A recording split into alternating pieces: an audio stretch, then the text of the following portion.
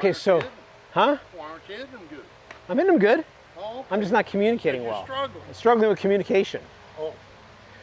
Okay, so I want to talk about why the ball draws, why the ball fades. And we've got a launch monitor set up.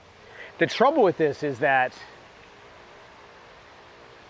because of the launch monitor, we can go over all these numbers, but you probably don't have access to all this stuff. So I'm going to try to first just go through why the ball draws, why it fades, and also why the angle of attack is so important when it comes to the actual path of the club. So I'm going to make a swing here, and I'm going to try to swing the club like a slicer would. I'm going to try to swing the club to the left with an open face. And we're going to talk about the difference between your swing direction, which is your swing plane direction, and your path. So here we go. I'm going to try to hit a big old slice. It's a 7-iron, probably won't slice too much. Let's try this. So it's curving a little bit to the right. I think it was a bad range ball because it straightened out. So if we look here, okay, great. So my swing direction was 10 degrees left of the target. So that means if you look at my swing as this hula hoop, it was going 10 degrees left, okay? But I hit down on the ball 6.2 degrees. So what that means is I caught the ball, like if this is the 0 degree mark, I caught it back here. Well, look, when you hit down on the ball, the club is traveling to the right of my actual swing plane direction, okay? We've got someone here watching Tom. Is this making sense, Tom, what I'm saying? Okay, so whenever you hit down on a ball, your actual path, because that's the moment that the club hits the ball, whenever you hit down on the ball, a right-handed golfer, your path will be to the right of your swing plane.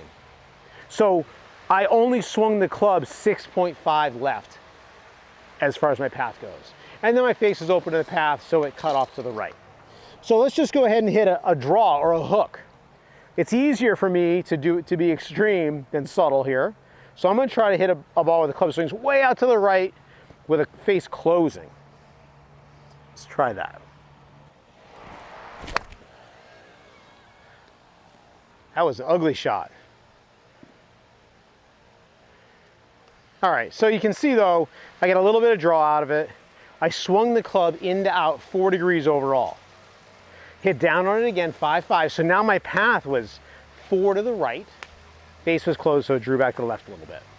All right, so the angle of attack is important. So there are a lot of people, including me at times, where my angle of attack is inconsistent. So for example, like I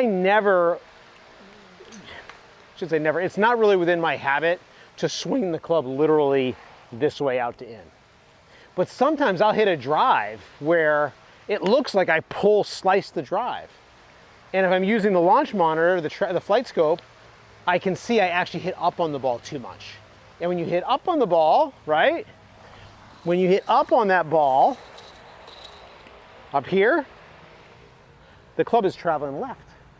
So it's very possible for you not to have even a problem with your swing direction, but your path can be off because of angle of attack.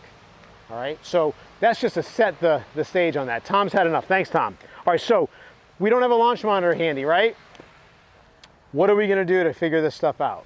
Well, let's just say we have trouble with the ball curving to the right. It's a pull slice. And the longer the club, the worse the pull slice.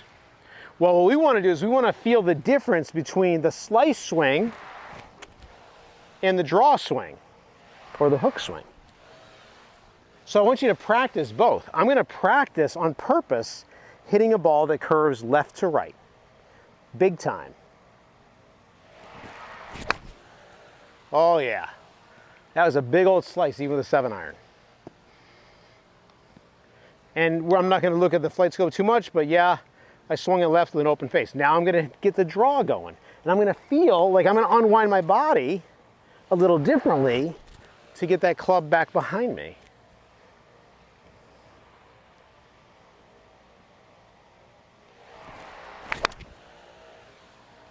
And that, I tried to push the heck out of it and shut the face, and I definitely got a little bit of that draw.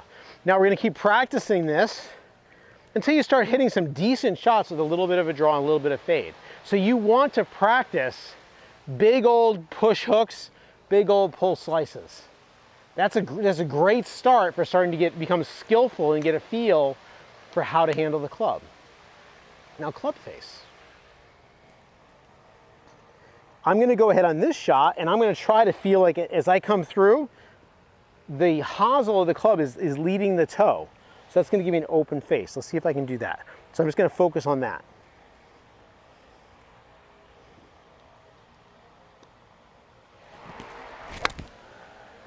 All right, so on that swing, I was just trying to feel like the toe of the club is hanging back. I wasn't really trying to affect the path too much, and I swung the club to the left overall, right? So that was a leftward swing with an open face. I hit down on the ball, so the path wasn't as far left as it may have been. By the way, it's very possible as you're doing this that you're not going to hit down on the ball a lot. Very possible. All right, now I'm going to try to hit a draw. I'm going to feel the toe get ahead of the heel coming through.